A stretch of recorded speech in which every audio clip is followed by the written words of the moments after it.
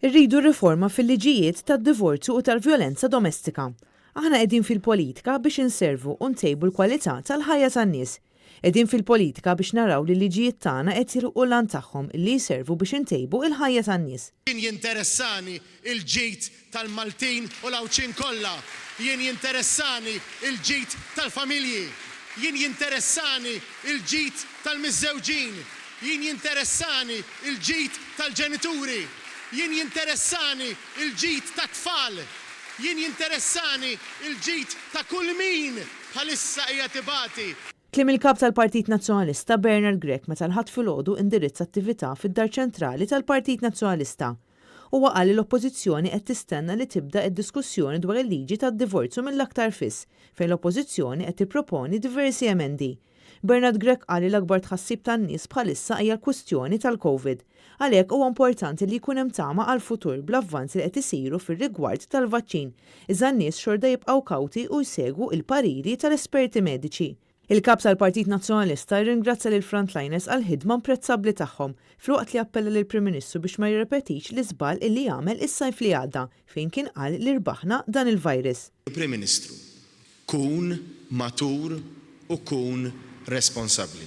Dwar it-turiżmu l-kap tal-Partit Nazzjonalista qal li huwa minnu li l-COVID ġabet diffikultajiet kbar imma huwa nuqqas kbir ikoll ta' min kellu jieħu ħsieb.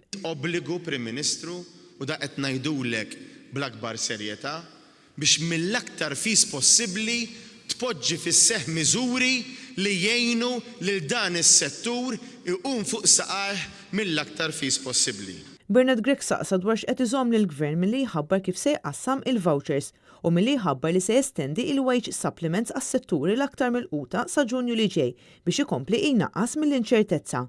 Saħaq li hemm diversi setturi ekonomiċi li jinsabu għall-kubtejhom minħabba din il-pandemija u għalhekk il-Ministru Owen Bonnici ma jistax jiżbalja wkoll f'dan il-qasam. Ftit tal-jimilu assistejna għal xena inkredibbli tal-ex Prim Ministru Joseph Muscat jixed quddiem bord ta' inkjesta fejn l-uniku rumors li wera kien li meta nqatlet Defni Caruana Galizja fehem li l-karriera politika tiegħu kienet waslet fit-tmiem. Imma inti bis-serjetà ma tirrealizzax illi l-ħajja ta' persuna hija aktar importanti mill-ego tiegħek? Ma tirrealizzax illi dan il-pajjiż jixraqlu aħjar?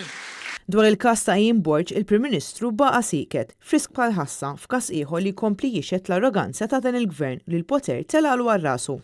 Fuq dak li qal id-direttur tal-ħabs Grech saħaq li Robert Abela messu disassoċja ruħu minn dak li ntqal. Iżda sfortunatament għandna Prim Ministru li qed isawwar kultura ta' impunità.